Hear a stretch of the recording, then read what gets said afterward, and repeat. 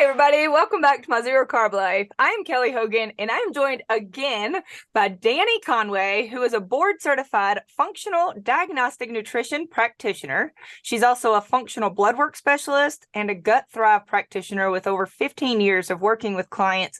She has done keto and now carnivore herself. She is experienced, and she is one of the few people that, honestly, if anything quit working beautifully for me, I would go straight to her first. Like if I couldn't fix it myself, Dani is one of the few people that I would genuinely go running to. And I do frequently, actually, via Instagram messages. So welcome, Dani. I'm glad to have you back.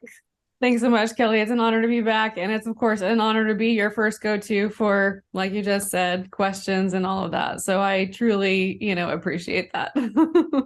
Well, I'm going to encourage people to pause for a quick minute. Go get something to write on. And a writing utensil. I feel like for every time we sit down to learn, we're missing a huge opportunity if you don't just jot down a few notes. So everybody pause, go get something to write with. I'm also going to tell you, I've been recording a lot of YouTube shorts lately that are 60 seconds or less. And this ain't going to be it because Dani and we are some long-winded little suckers over here. So settle in, maybe get a cup of water and something to take notes on. Dani, I sometimes hear you say the phrase, food first.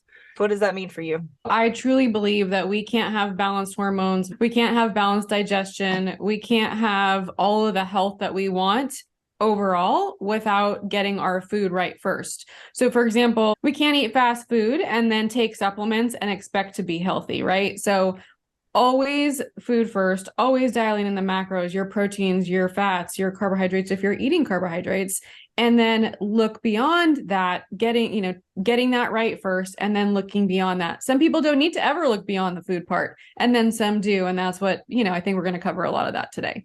Yeah. To be fair, when we're talking about fast food, we don't necessarily just mean the burger patties. Oh, 100%. I should have qualified that. So thank you for correcting me. Because I'm a pretty big fan of some fast food, just the burger patties. As long as people feel as good as I did eating it, have at them, right? Yeah. Yeah, for sure. And I think that, fast food can absolutely mean burger patties. I think what we have to say is the fast food that goes with the burger patties that's eaten all at the same time tends to be what creates the most problems. For sure.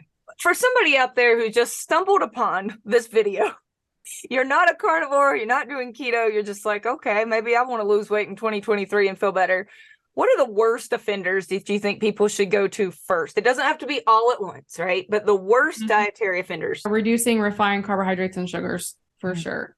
And I think really, with that, overcrowding those foods is another way to look at it. So if you start to reduce the carbs and sugars, we want to make sure that we're replacing that stuff with better foods. So, again, overcrowding. So more burger patties, as you just said, more animal products, more meat, more fats, and then that will make reducing the carbs and sugars a little bit easier. In general, normalizing that it's okay to change things gradually, because that is going to work for some people. I mean, I think you and I both can agree that cold turkey is an awesome approach. It kind of like gets you in the trenches and gets the worst of the detox symptoms from removing carbs and sugar, out of the way in less time, let's face that. And then again, we do see some people that just can't wrap their minds around that. And I think that, normalizing the gradual approach and making sure that people know that that's okay. Yeah. People can just make that first little drop in and then feel something better. Like, oh, okay, that is a little better. Maybe I could lower the carbs a little more or go a little further. It's great. But it's kind of like, would I want to learn Spanish by getting dropped off in the middle of a Spanish-speaking country? Well, would I learn it? Yeah, you're going to learn it pretty quickly. Or you could get Rosetta Stone and do it gradually, right? There's two different approaches. One is going to make it happen a little quicker, but it may be very intimidating to a lot of people. So either one is better than nothing, Yeah. I would completely agree with that. I love that analogy too. That's a perfect analogy. I just made that up, Dani. Thanks. All right. The next thing that I wanted to ask you about, and this is still related to food first. I've been looking lately at a lot of research and statistics around fish and omega-3s. And one of my goals has been to incorporate fish at least twice per week. But I'm just curious if you feel like that's worthwhile. Is that something useful for a lot of people? Yeah, I definitely believe in a lot of variety, especially when you're, going towards the carnivore diet or you are carnivore.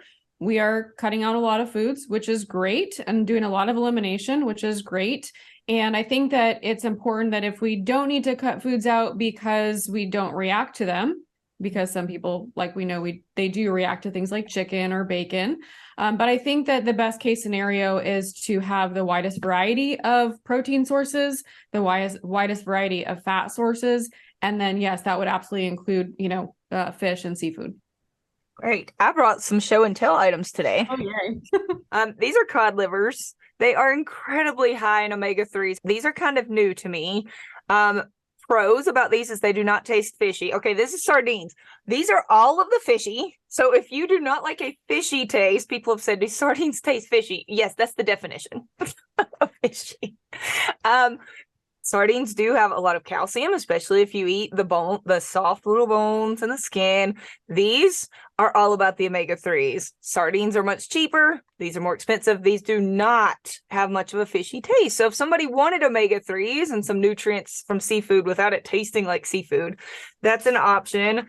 Another option when it comes to canned things is mackerel. For people who are concerned about mercury, the bigger the fish, like tuna, this is going to have a lot higher mercury content. And I don't know how concerned you think people should be about that. But if they are, I've just been saying, then stick to the little teeny tiny fish. Mercury can be a problem for many people. Heavy metals are a problem for many people. That being said, we also have to look at things from like the 20,000 foot view and what's realistic and what is sustainable on a long-term basis in terms of what you want to worry about and what approach you want to take. So I definitely believe that, if mercury is a problem and eating fish feels really stressful for you, then you probably should limit that to maybe a couple of times a month instead of a couple of times a week. So again, it's, looking at what feels good for the individual person and what doesn't create more stress. Sure. I was looking this week if there's a benefit to having fish more than 1 to 2 times per week. And it really doesn't look like for most people, like statistic wise, when it came to lowering heart disease and chance of stroke and all of these different things, it looked like 1 to 2 times per week if a person does tolerate it well. I'll tell you why I'm personally eating it. First of all, a lot of smart people said it was a good idea. Let's be honest. And secondly, they help me feel very satiated. So I have a bit of a tendency to have the bottomless pit syndrome. Or I can just eat. Yeah, I think I've heard you say that you do too. If I have a serving of fish during the day, it's something in me just feels more satisfied. And so I know that you are definitely of the mindset that if somebody tries something and it makes anything worse, okay, well, that probably wasn't it. Yeah. Wrong answer. Wrong answer. Yeah, don't keep on eating fish for weeks and weeks when you feel like garbage, please. No. But if you eat it and you go, gosh, I do feel kind of satisfied and my energy's a little better. I know somebody that works with you, Dani, one of your clients told me, message to say that Dani looked at my omega-3s and 6s, encouraged me to have more fish, and my hot flashes are less intense. Wonderful, right? Great sign. Absolutely. Yeah. So there's one thing people could try. I encourage my group members, and I've been in your groups as well. I know you do too. So simple, so stated very often, just water. I personally have seen the people that are waiting to drink when they're thirsty. I see a lot of dehydration on blood work. So that's definitely a correlation with their kidney markers there. So I think that, while I don't want someone to force themselves to drink so much water that they're waterlogged and they have that terrible feeling of, I just can't drink any more water. I think it's important to just make sure that you're drinking at least throughout the day, a few sips here and there. I would like you to be drinking more than a few sips. I know that there's a lot of, misinformation and differing opinions about water in general. That's just what I've seen work, over the last 15, over 15 years now. So. And Dr. Robert Johnston, who is a weight loss specialist, he says that if a person or animal obviously it's easier to control diets of animals in a closed circumstance. If they're dehydrated, it's almost impossible to lose body fat because our body fat stores are so well hydrated that you just kind of cling to it.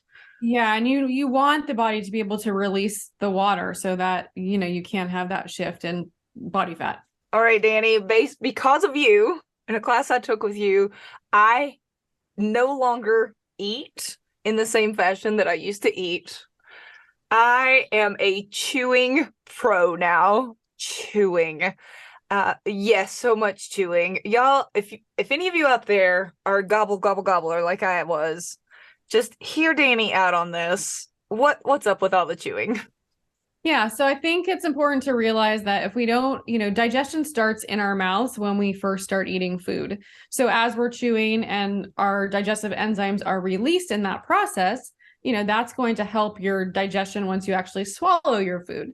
So when you think about if you're chewing very minimally and you're swallowing food, obviously that's somewhat chewed, or else you wouldn't be able to swallow it. Your body's going to have a much harder time breaking down and absorbing those nutrients. A lot of people I see have a lot of digestive issues. And when, they look at their chewing habits and realize that they're running out of the house as they're eating their breakfast, they might be running around the kitchen, standing up, eating, trying to feed the kids, all those things that happen when we're trying to make meals and multitask at the same time. When you really kind of look at all that whole process, and then look at how much you might not be chewing, that in and of itself can be a consideration for a lot of digestive issues for both constipation or diarrhea. So, yeah. So, looking at that and looking at, the stress response that can create as well can be really helpful. I heard you say in the meeting once to chew your food until either liquefied or disintegrated. For some reason, the word disintegrated doesn't feel as to me. Broken down. Yes. Broken down. So for people with low stomach acid, they're all the time saying, oh, can I take HCl? Can I take lipase? Can I take ox bile? And when I first went high fat, having no gallbladder, I had some digestive problems. Mm-hmm. Took a little bit to work out. And I really, really wish I had immediately started doing the chewing. For folks who are struggling with floating stools being a sign that you're not absorbing the fat. A lot of folks without gallbladders have floating stool issues, and I didn't really know, is it a problem? But it's not a great sign. Lipase for me did not fix it. Ox bile did not fix it. Drinking less water with meals, these are all great things. It didn't fix it. Chewing. Done. I know y'all wanted to know what my bowel movements do, but there you go. Real talk. Yeah. If people are struggling, like you said, either go straight through them or constipated, you are not going to go wrong with a technique which is free, simple, and isn't going to hurt a soul. Chew your food. And my group members have told me it's just very hard to remember. So I have said at your placemat wherever you eat, put a note that just says chew. In your lunchbox, chew. On the fridge, chew. Like, really think about it. And also research shows that the more times you chew a meal, the more satiated you're going to feel afterwards. Even if it's the same calories or even fewer calories, it's literally related. Chewing and satiety. So for any of my fellow overeaters out there who struggle to get full, just chew it more. It's kind of a simple life hack. Yeah, and I think like the absorption factor for two things. Number one, obviously you're getting more of the nutrients from chewing, like we just talked about. But also, if you're spending more time chewing, you're going to be spending a little bit more time eating, which I know everyone who's feeling like they're so busy is going to be feeling a little bit challenged at the moment, but just hear me out for a second.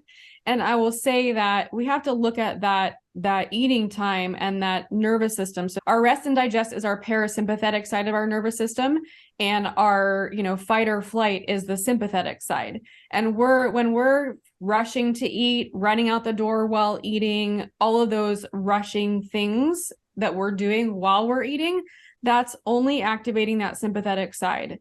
So when we're in that sympathetic state, our bodies can't rest and digest. So you can't have that combination of sympathetic and parasympathetic at the same time. So it's really another good tactic to kind of slow down, look at that chewing, and see where you can improve that whole process so your body can digest your food. Awesome. And I've also heard you say, turn off the news. Right. Kind of like focus. Right now we're eating. We're just going to relax. In our family, before we eat anything, we stop, we close our eyes, we say a blessing. We're like, we are eating. We don't do a lot of eat on the run. We typically have, now if they're at school, obviously, who knows what's happening. But for at least 2 meals of the day, we just sit down, have a blessing, and eat as a family really calm. And I do think it matters. Yeah, and I think that everyone's going to have the times where it doesn't look perfect, and that's okay. But we always have to remember it's a sum total of everything that we do that's going to make the biggest change and the biggest difference long term. So, I think that's a really important thing to realize and to think about in the context of everything that we're talking about. Yeah. Like if somebody says, oh, I can't do that because my kids have soccer Tuesdays and Thursdays. Well, okay, what about Mondays and Wednesdays? I mean, maybe 2 days a week. Yeah, Saturday, Sunday. Is there at least one meal where you could focus on chewing? Even if people are looking for a resolution, maybe pick one meal per day where you very thoroughly chew your food with focus, even if it's not all day, every day. And I think it goes down to too, once you start doing that one time, you're going to start to notice the other times that you eat that you may not be doing that as much as you think you are. And that whole process of awareness, that's all kind of part of it. So I think that kind of falls into what we're talking about. All right. When we talk about staying calm and our rest and digest and parasympathetic nervous system and all that, let's talk a little about stress and even trauma. I sometimes talk to my group members about how even if it's a past trauma that happened a long time ago, that it can cause our stress levels and cortisol to even remain higher if that isn't resolved, of course. What are some of your thoughts about just stress? For every person, there can be different stressors that are creating problems and imbalances. So it's all about kind of being that detective and looking for what is affecting you on an individual basis that can help you discover to, get the results that you're looking for. Yeah. You and I before have had some conversation about a man named Dr. Gabor Mate and how he talks about unresolved trauma. And Dr. Jordan Peterson talks a lot about unresolved trauma too.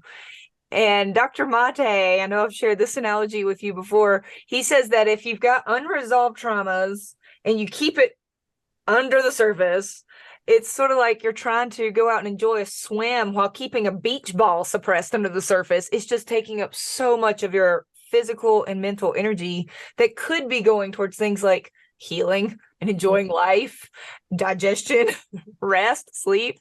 I agree with what you're talking about, especially if you get some type of a physical feeling when you think about a situation or something that might have happened in the past. Or another kind of notification that this might be unresolved is that if you start to tell a story again, there's some research out there that shows that if you start to tell the story and you feel like you're almost living that experience again, that can also be an indicator that you haven't dealt with whatever that trauma is. So, I think that working on the emotional side is really important, and that can actually stop people from healing physically. And I think that, I see a lot of people that, can't drop the weight, or they feel like they can't drop the weight. And it's that emotional piece, which is by far for some people the hardest to work on, the hardest to deal with, the hardest to face. That is really the key for them to heal what they need to in order to kind of take it to that next step or that next level. Right, because when you do have something that's unresolved and it is keeping cortisol high and hormones out of balance, and every time you think about it, you clench and panic, your body how likely is it to care about shrinking into smaller pants? I mean, and then we can go back to that sympathetic, parasympathetic conversation. And when you're always living in that fight or flight from whatever that experience was, that's going to keep you stuck. That's going to keep the cortisol, raised. And then the blood sugar and all the domino affecting things that happen from that are going to, feel an effect of that. And if anybody's wondering, well, what do I do about it? Dr. Gabor Mate says, letting the beach ball up, step one. Like, find a safe person or a safe place. For some people, it's writing or journaling or praying, but talking it out somehow, get it out. And then he also says to go back and look at it with adult eyes, to realize that when it happened before, maybe you were young, naive, and you thought everything revolved around you because that's just how kids feel. And to go back and look at it now as a grown-up and almost like parenting your own self. And then to give yourself reasons why that probably won't happen again. It's important to like sort this out. Why did this awful thing happen?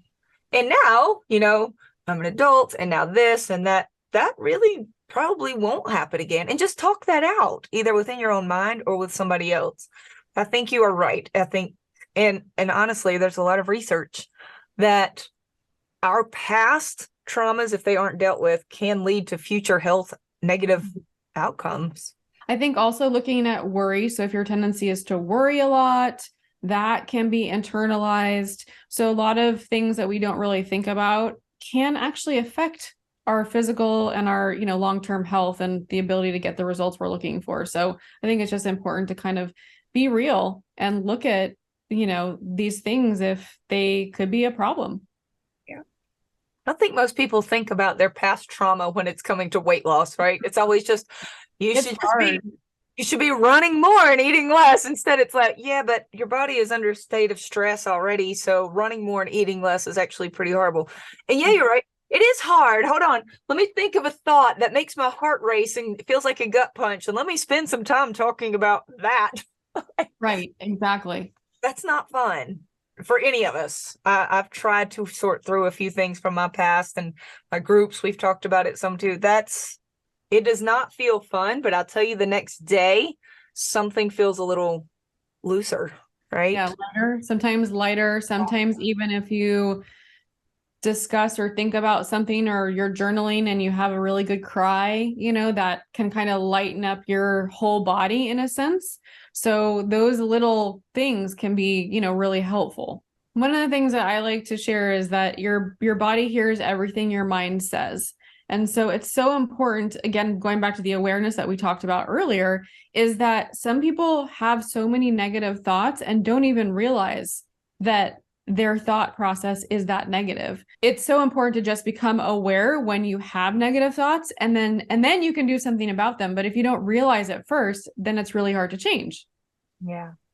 And I think a lot of people who maybe say they start carnivore or a diet with the idea of, oh gosh, I hear everybody gains weight. I hear that everybody gets diarrhea. I hear that everybody, like, going into it with that mindset, it'll have an impact on your body. Definitely.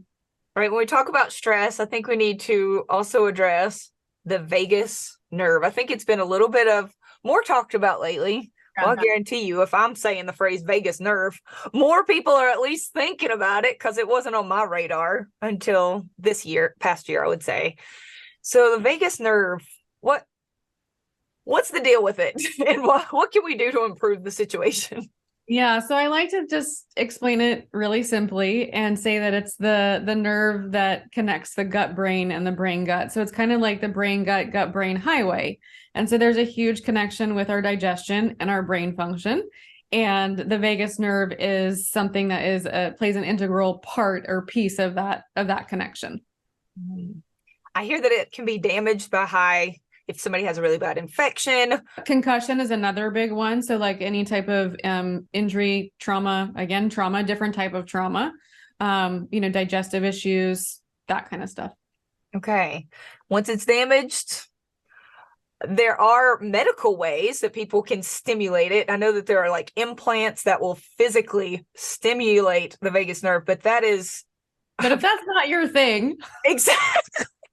If you're not ready for a bodily implant today and would like to try something simpler, let's give them a few ideas, Dani.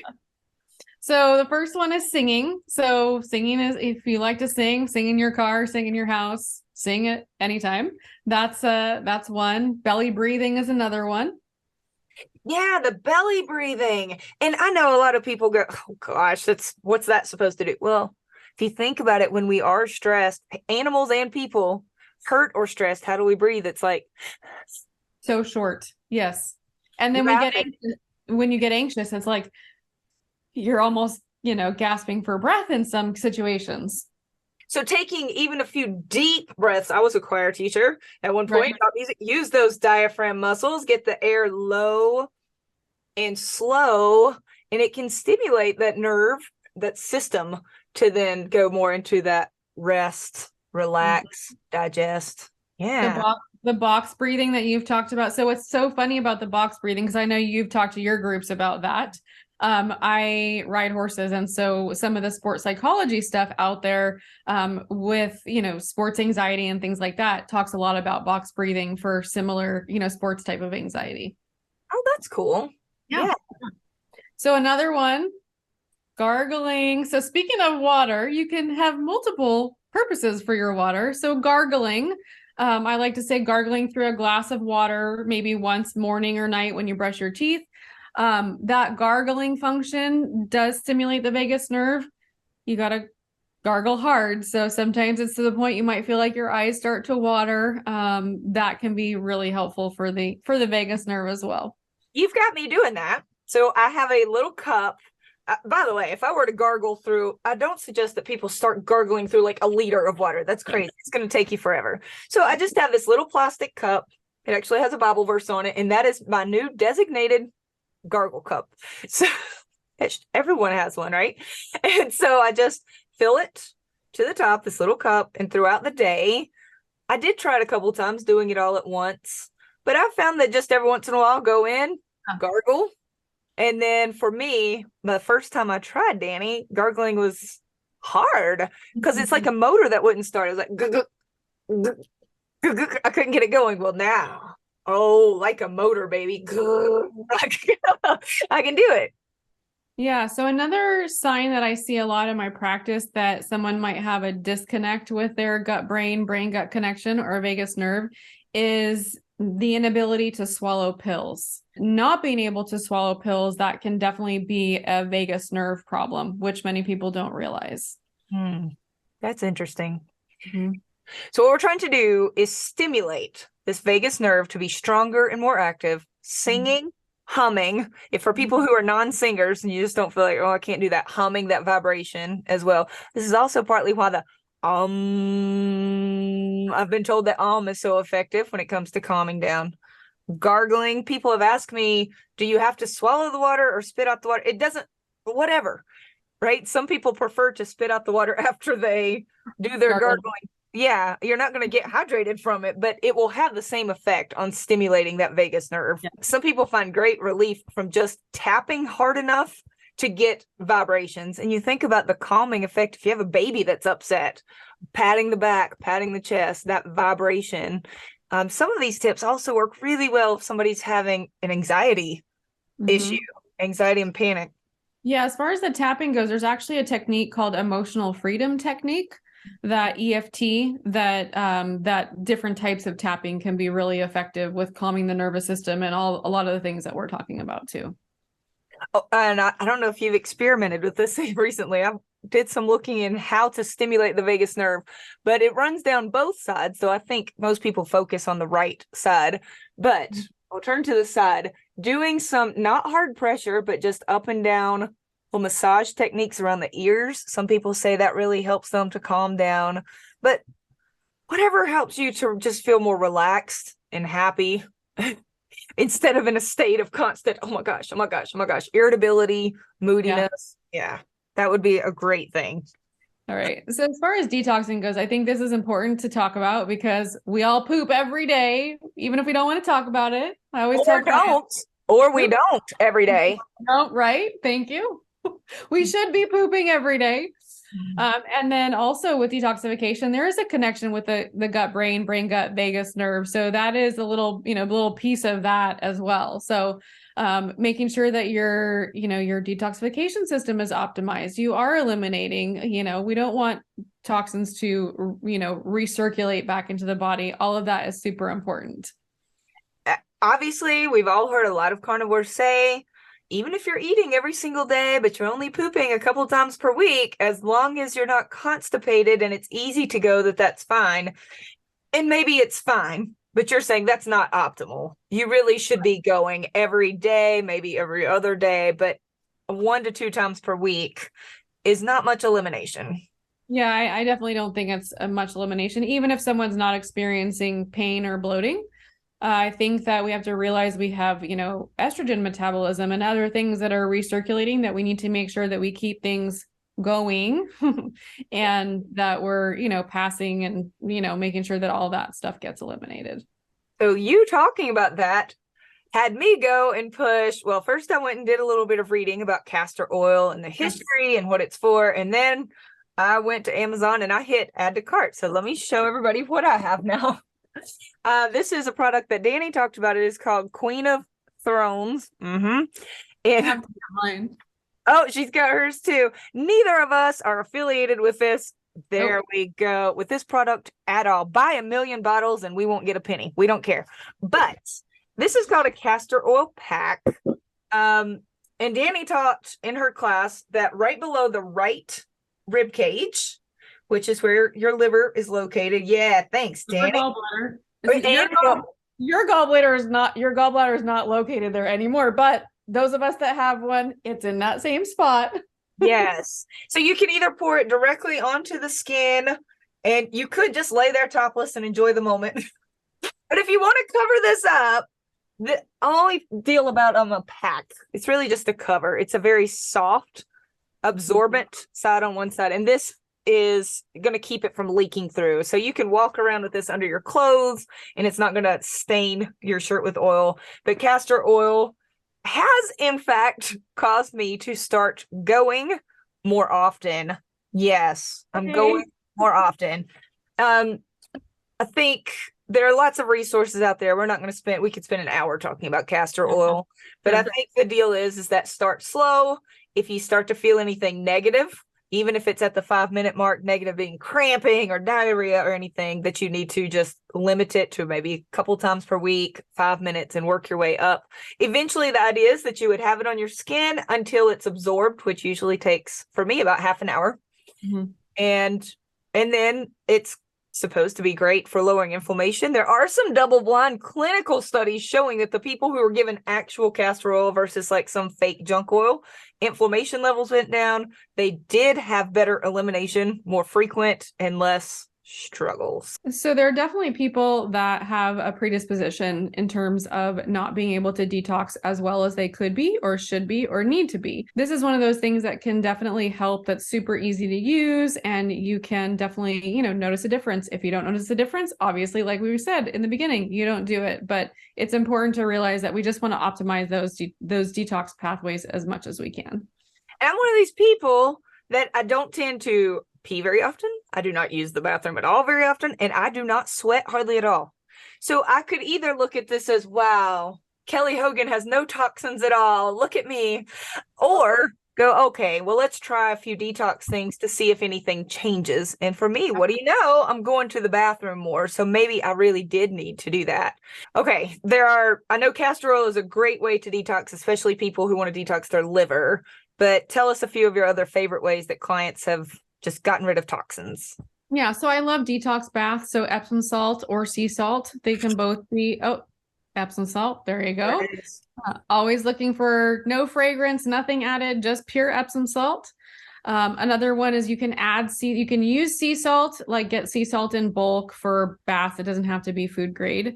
You can add it to Epsom salt. Obviously the Epsom salt is magnesium, so it's going to give you a little bit of benefit with the added magnesium. And then, infrared sauna is another good one if you do have access to that. But those are, just a few. Dry brushing can improve circulation. Those are just a few things that are super easy that you can add.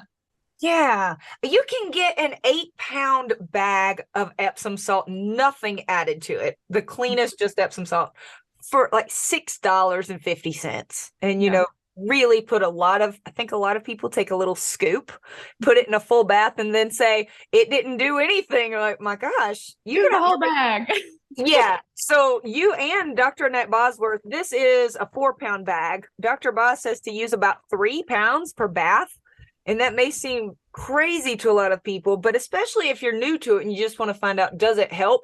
I would kind of go big or go home at first. Like, see, does it make you sleep better? Does it help with cramps? Does it help you? It can actually inspire people to have a bowel movement right after an Epsom bath. Yeah. Yeah, so salt is very grounding. So that is one thing to, to remember and realize too. So that can be helpful.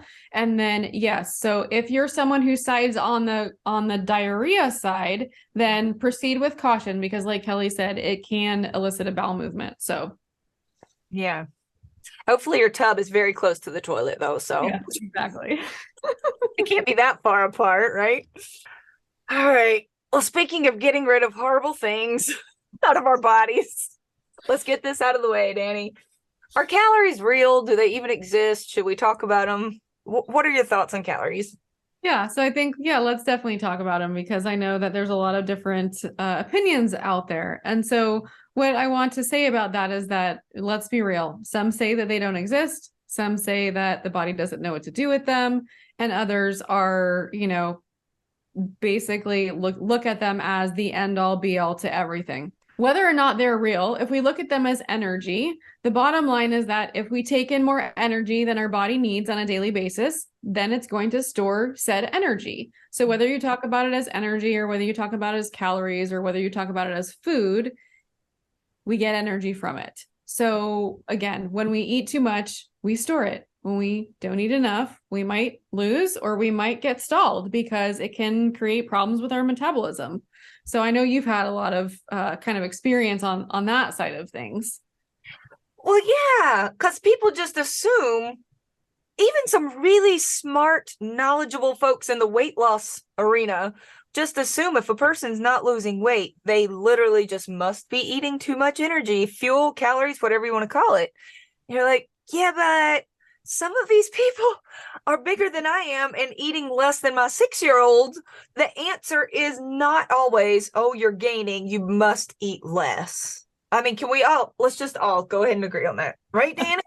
Is that sometimes the case? Of course. There are people who do eat far more than their body needs. They have maybe no leptin sensitivity. They have no full signal. So they constantly, no matter what they eat, they feel hungry.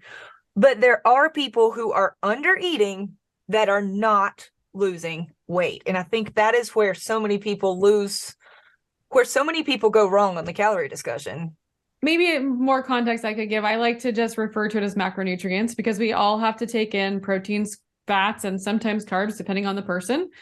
So looking at them as macronutrients as a form of energy.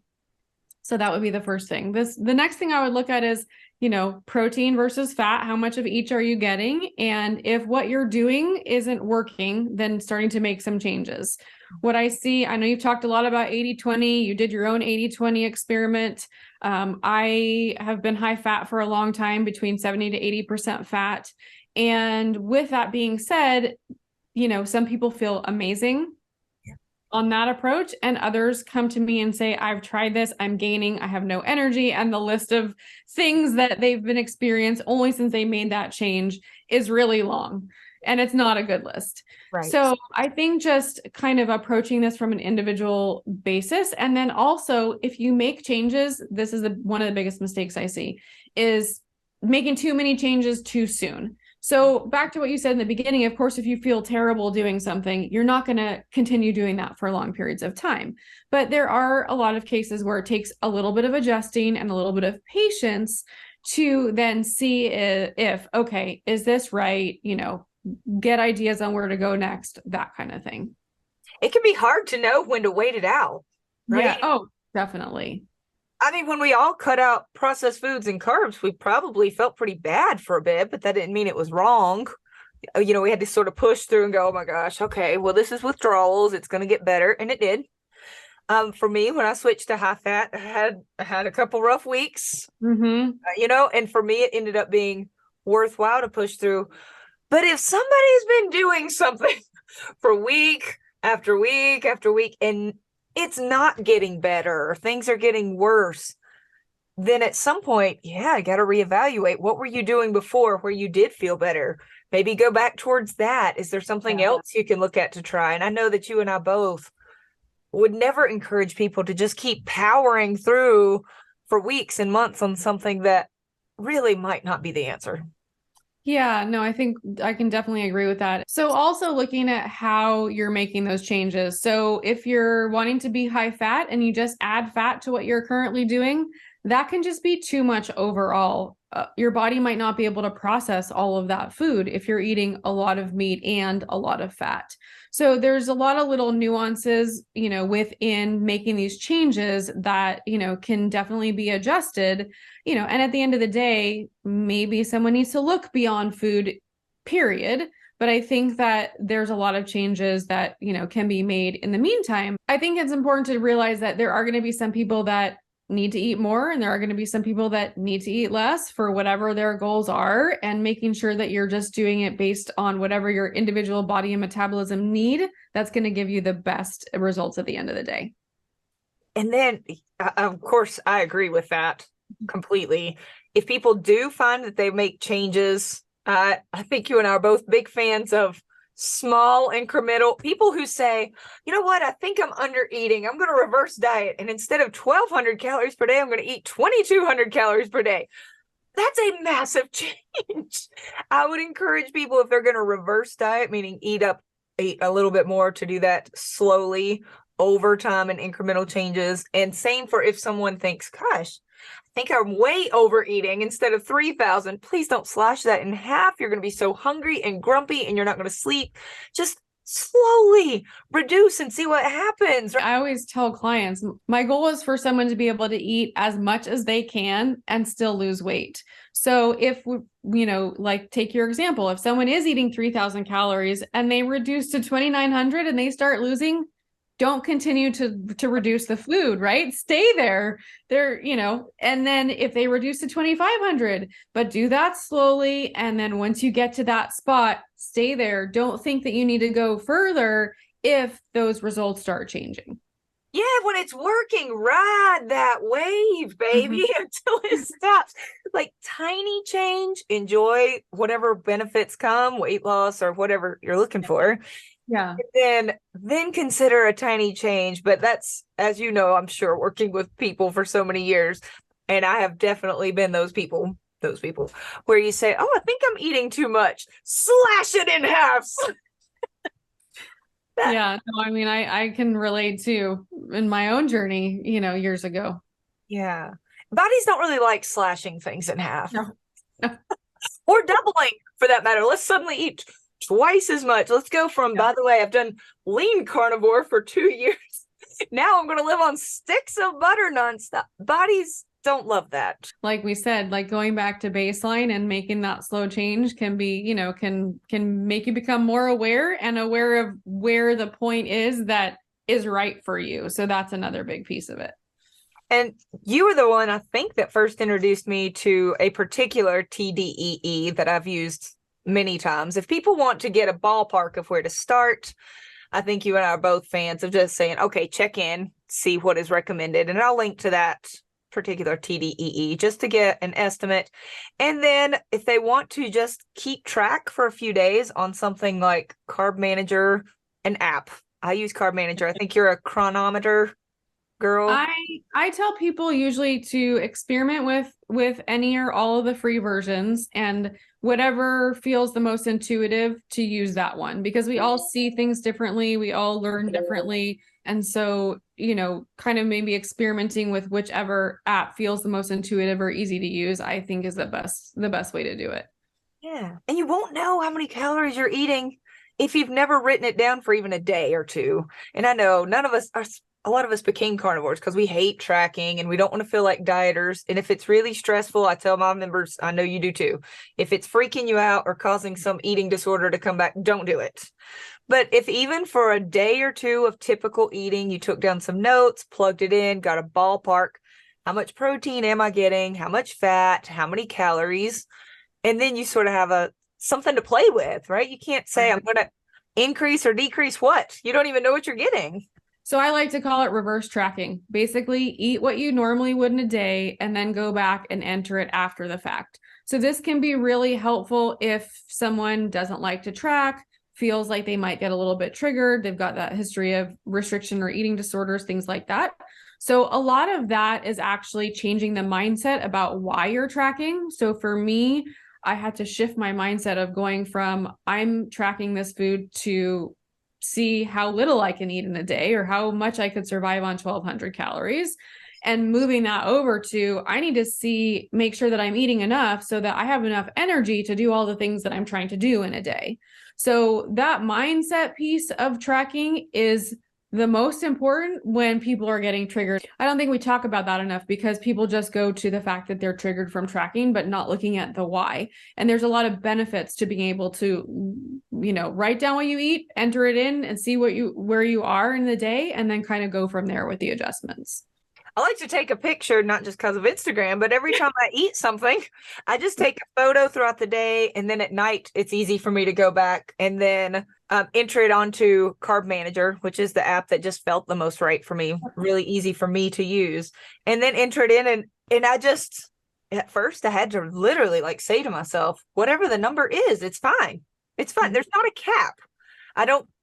I just want to know.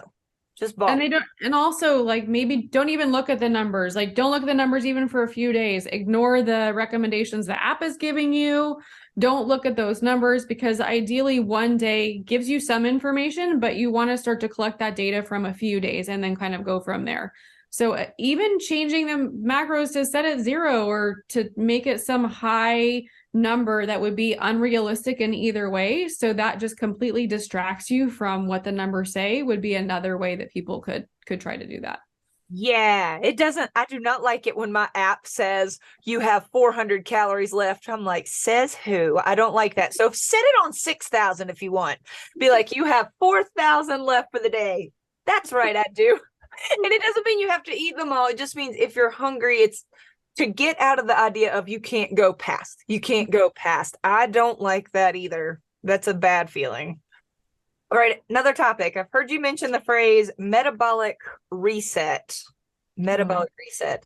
And I think it was related to fat fasting, which I have been experimenting with fat fasting. But what does metabolic reset mean for you? So metabolic reset for me means a way to help someone reset their metabolism or reset their digestion and whatever is going on for them. So it might be a fat fast, it might be a bone broth fast, it might be changing up their macros in a certain way for maybe 3 to 5 days. All of those sort of fall under the category of metabolic reset for me. I don't have a one size fits all. So that's why I say there's different ways I kind of approach it differently. Sometimes clients who need a fat fast, they might still consume some protein because they don't need to drop their protein all the way to 0 in order to get benefit from that. So it's just a way to kind of look individually at what somebody needs for their own body, their own metabolism, their own metabolic health, what's going on for them, and make adjustments, based on what their needs are. I've heard some people talk about even water fasting that way. They'll say when my appetite can't be regulated, or if things just need to be reset, then they'll do a day of just fasting. And I choose fat fasting because it just seems like such a kinder, gentler way to do a fast while still getting a lot of those same benefits. Yeah, I feel the same way. So a lot of women I work with have done a lot of extended fasting. They've done a lot of intermittent fasting, water only extended or water only intermittent. And they haven't had the results that they wanted, or perhaps doing that type of fasting is the only way that they've been able to achieve weight loss, which to me tells me that there's some metabolic damage that we have to work on fixing. So the alternative ways of fasting, using fat, using bone broth, using modified versions of whatever they're eating, can be much more metabolically healthy and mentally healthy. So that's another piece of the fasting thing that I think that you definitely can relate to, and not feeling like they have to stop their food, that fasting eating cycle can promote the binging and restricting cycle that a lot of people have history with. I think it's really important to look at the person and just kind of go from there with what would be best for them. Yeah, if I mention fat fasting and the person goes, oh, where you just eat fat all day, and you see them kind of light up and you're like, that sounds delicious. Yeah, if somebody feels curious and interested, then I feel like you're a perfect candidate. If somebody goes, oh, so you just eat fat all day and you kind of see them shrink back, you're like, maybe not now, right? Yeah. Like you don't have to do it one certain way. I personally, if you tell me you cannot have any food at all, I feel incredibly sad about that. But if I know if I can have fat and on a fat fast, I'll eat fat trimmings or even the white part of pork belly. I'll have butter on the little oopsie, which does have 1 gram of protein, but I'm with you. It's not like a zero protein, just very low for a day. I actually feel fabulous during that day. And if somebody says you do it and you feel great, wonderful. Yeah. And that's probably a good thing. Definitely. No, definitely. Yeah. Now, would I feel fabulous if I did it day after day? No. So people should not do metabolic resets day after day or fat fast day after day. These are just little something sporadic you could try to throw in occasionally, right? Exactly. Yeah. And in my month-long groups, I've talked about it there. In my 8-week groups, we tend to do like a guided metabolic reset where we might choose what's right. I'll give the ladies, different options, and then they can choose for themselves which one feels best. If someone, again, is like, I don't know about this, again, maybe it's not time. Right. These are extras, right? So these are kind of looking beyond, just adjustments to the macros and that kind of stuff. Another piece I've heard talked about a lot lately is meal timing. Like if you're going to skip this meal, always make it this one. And then other people are, oh no, it's going to always be that. You must eat. Talk about, what do you have to say about meal timing? Yeah, so I think meal timing should be whatever works for that person based on their schedule, their hunger patterns. Looking at family is really important to that. So kind of a side note for this is the, big piece around leptin resistance. So leptin being that satiety hormone, and we want to reset leptin in many cases because we want to lower the leptin. We don't want high leptin. We want leptin sensitivity and we want lower leptin. And often it's, suggested to eat earlier in the day, eat breakfast, eat lunch, don't eat dinner. And I struggle with this a lot because first of all, dinner time is sometimes the only time that people, especially women, moms, get with their entire family. It's an event. Everyone knows dinner time is when they're going to gather around the table to have this family time. So telling somebody that they need to skip dinner now in order to get results can create a lot of stress where we didn't need to have stress. Another piece of the puzzle is that dinner time for most people, or I should say sundown, a lot of, another thing that said is eat, make sure you're finished eating by sundown. Most of sundown, most of the year is 4 to 6 p.m., which is also going to be for some people farther away from bedtime than maybe 2 to 3 hours. Yeah. And I also see a lot of clients for insomnia and helping them with insomnia. And something that is troublesome overnight with waking up, especially in that 2 to 3 a.m. time window, is blood sugar dysregulation. So that combination of eating earlier for some people can be too early when it comes to keeping blood sugar balanced overnight.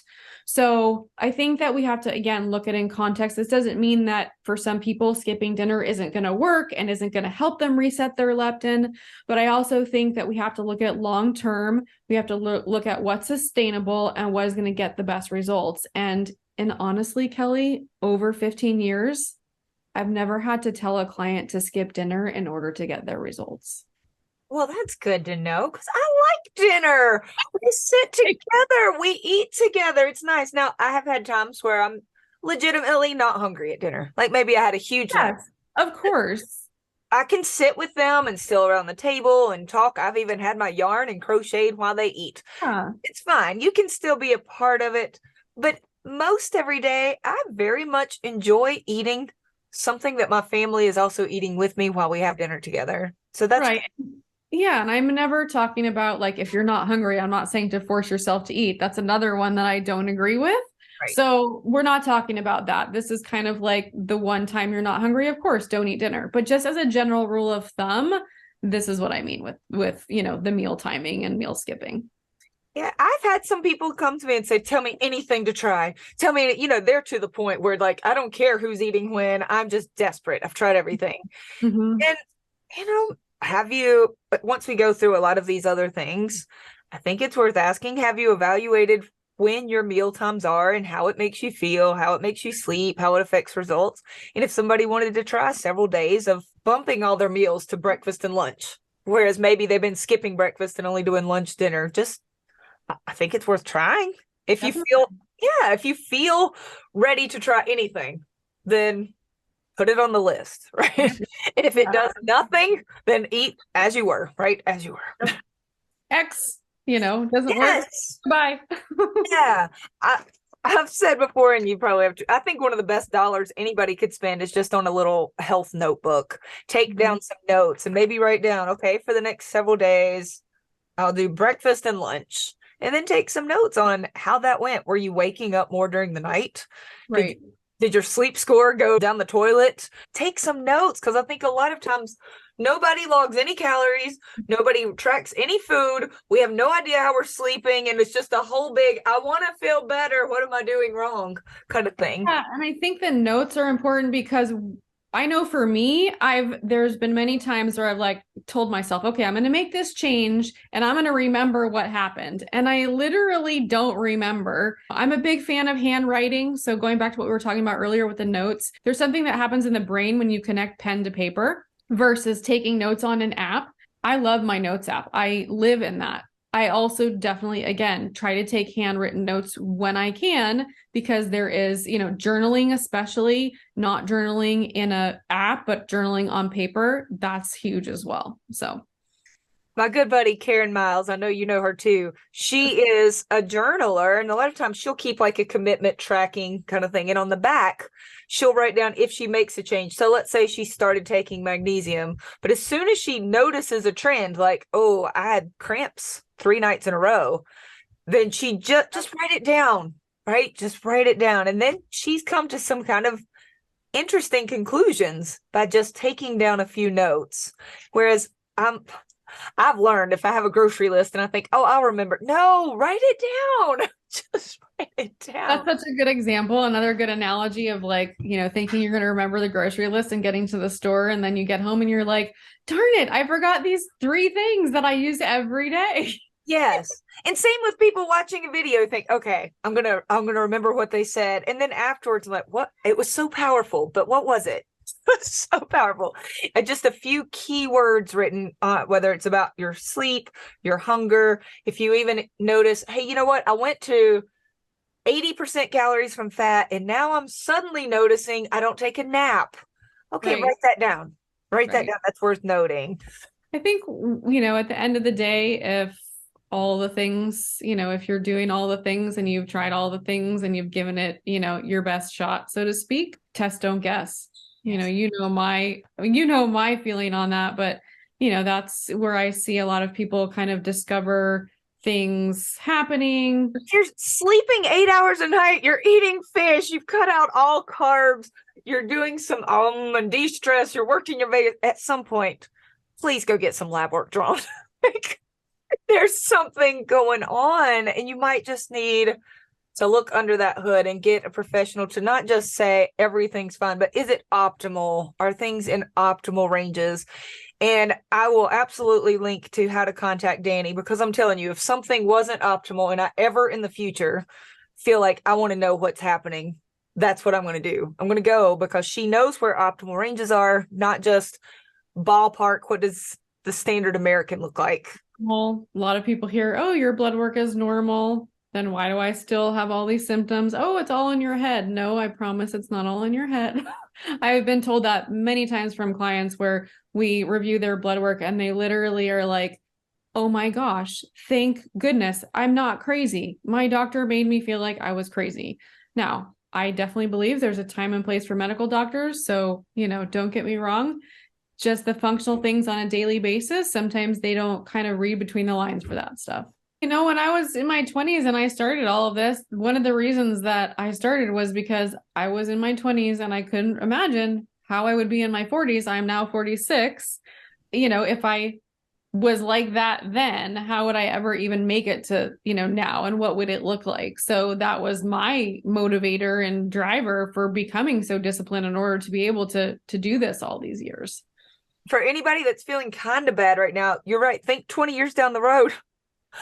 It's not a pretty picture. So I hope this gives people some ideas of things to try. Always food first though, right? Food first. Yeah. You can't sit around going, why you eat donuts all day and expect to suddenly like, I'm healed. It's not going to happen. There are not enough castor oil pack you could wrap your whole body, and you're not going to be able to detox all of the processed food and junk if you're eating Doritos. Okay. So yeah, food first. Dani, I love you. I've joined your groups. I don't think you'd mind saying we've been in each other's groups. And love your groups, Kelly. I love you too. so y'all, all of her contact information will be below. Thanks for coming on again, Dani, and I'll talk to you probably like today. In a few hours. Probably. Bye. Bye.